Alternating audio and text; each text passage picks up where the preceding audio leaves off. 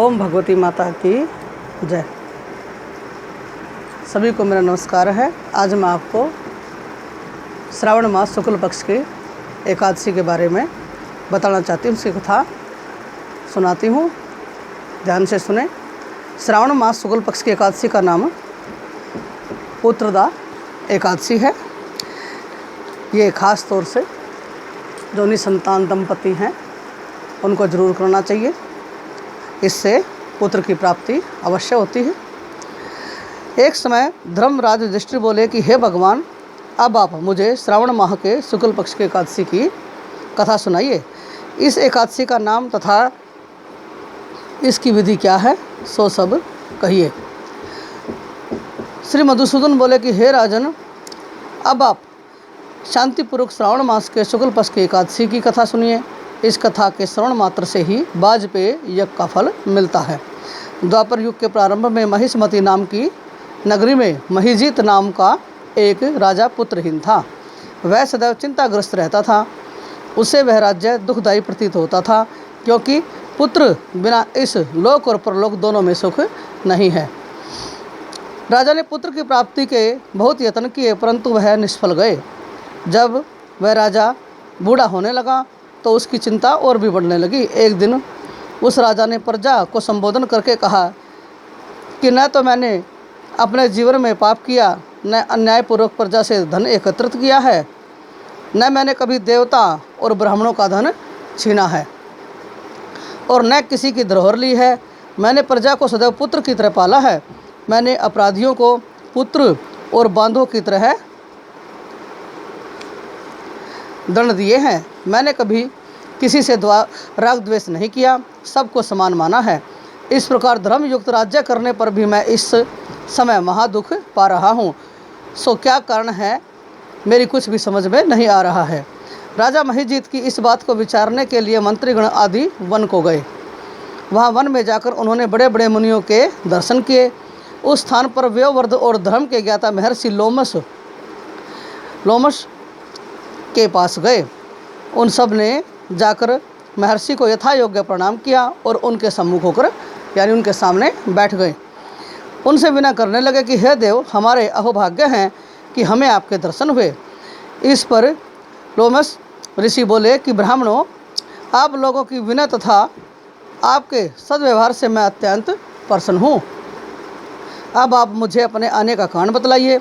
मैं आपके कार्य को अपनी शक्ति के अनुसार अवश्य ही पूरा करूंगा, क्योंकि हमारा शरीर ही परोपकार के लिए बना है। इसमें किंचित मात्र भी, इसमें जरा सा भी संदेह नहीं है। लोमश ऋषि के ऐसे वचन सुनकर सब बोले कि हे महर्षि, आप हमारी समस्त बातों को जानने और ब्रह्मा से भी अधिक हैं। महिष्मती नाम की पुरी में एक महाजित नाम का एक धर्मात्मा राजा है। वह प्रजा का पुत्र की तरह धर्मानुसार पालन करता है, परंतु फिर भी पुत्रहीन है। इससे वह दुखी रहता है। हम लोग उस राजा की प्रजा हैं, क्योंकि प्रजा का यह कर्तव्य है कि राजा के सुख में सुख माने और उसके दुख में दुख माने। हमको उसके पुत्रहीन होने का अभी तक कारण प्रतीत नहीं हुआ। अब जब से आपके दर्शन कर रहे हैं, हमको पूर्ण रूप से विश्वास है कि हमारा कष्ट अब अवश्य ही दूर हो जाएगा। अतः अब आप हमको राजा के पुत्र होने का उपाय बतलाइए। इस पर लोमस ऋषि ने एक क्षण के लिए नेत्र बंद किए और राजा के पूर्व जन्मों का विचार करने लगे। विचार करके बोले कि हे ब्राह्मणों, यही राजा पिछले जन्म में अत्यंत निर्धन था तथा बुरे कर्म किया करता था।